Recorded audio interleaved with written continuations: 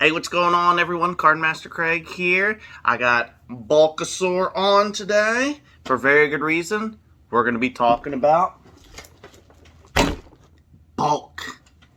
What to do with it, how to store it, trade it in, and potentially how to sell it. Stick around. Alright, so what is bulk?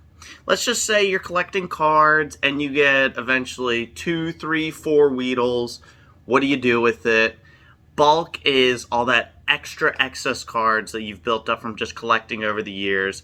So for example, one of the baggies you saw earlier is about roughly 100 cards of commons and uncommons. We got Silicobra, Seadra, Spoinks.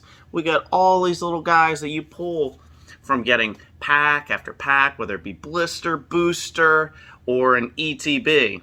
I love Silicobra. It's cute, but I'm not going to play it in the game. I already have a couple in my deck, and I already have a couple saved somewhere else that I'll show you. So what sort of cards can be counted in your bulk? Well, of course, you can have energy card bulk, but again, that's not really what we're looking for. The main cards are going to be your Pokemon and trainer cards. Promos, championship cards, other things like that don't necessarily count as bulk.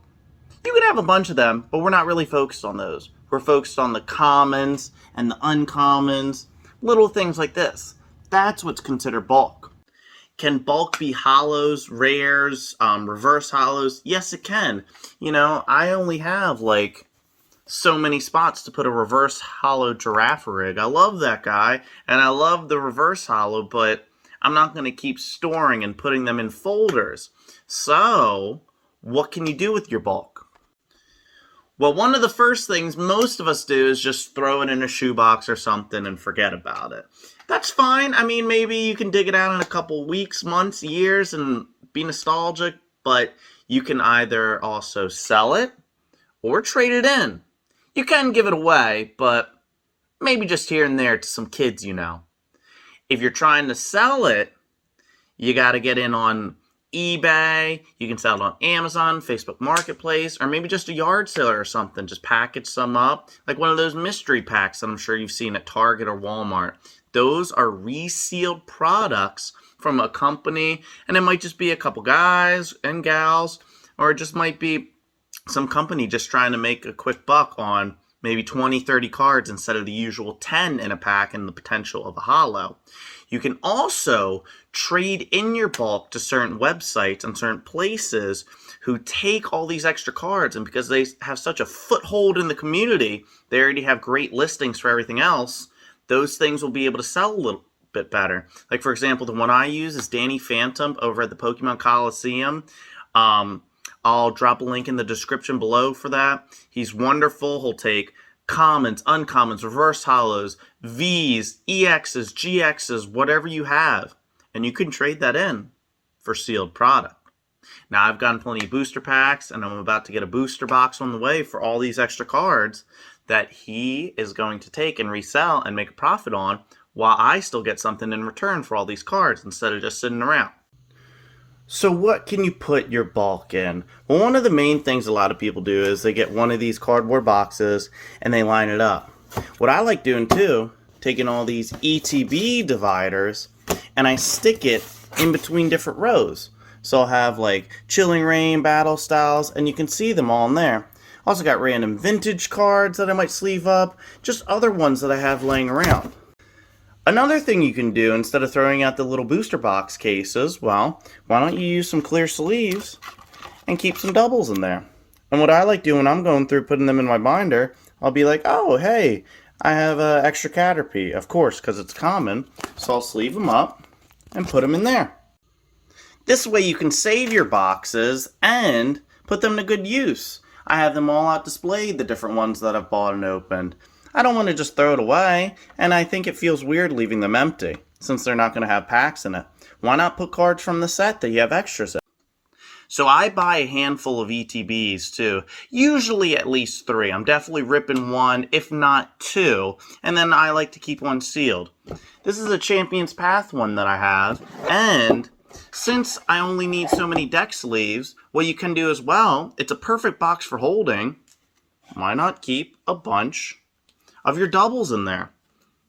Okay, I can keep 2 Weedles, not a big deal. I can keep 3, and I can keep them all in here in order.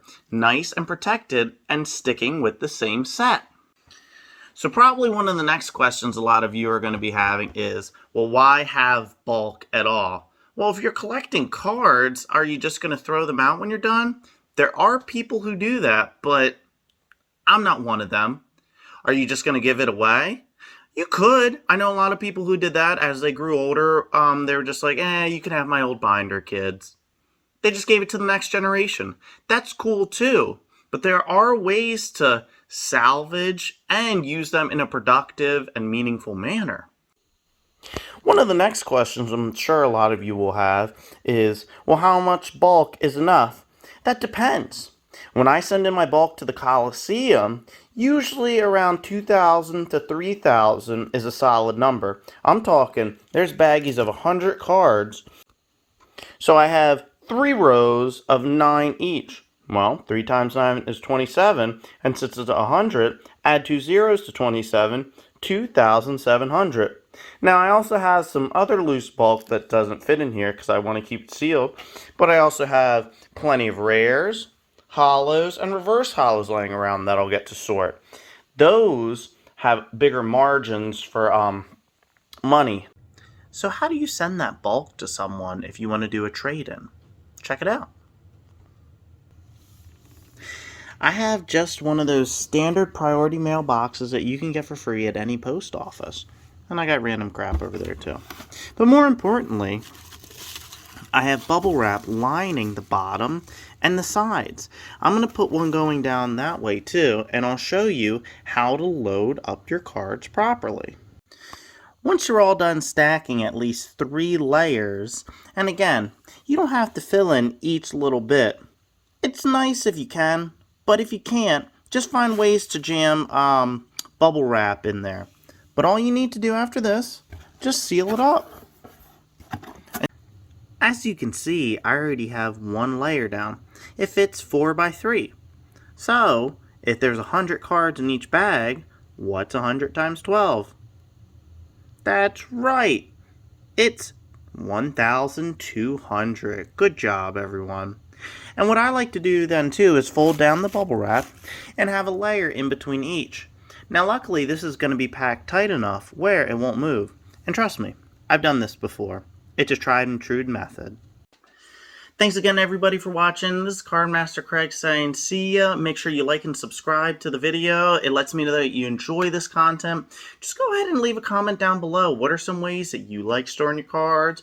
What do you want to do with them? Do you need some help with any of that? Maybe I can or someone else in this community can, as we're all in this together. I mean, we all love Pokemon. I'm sure someone has a tip or trick out there for you. So until next time, this is CardMasterCraig saying see ya.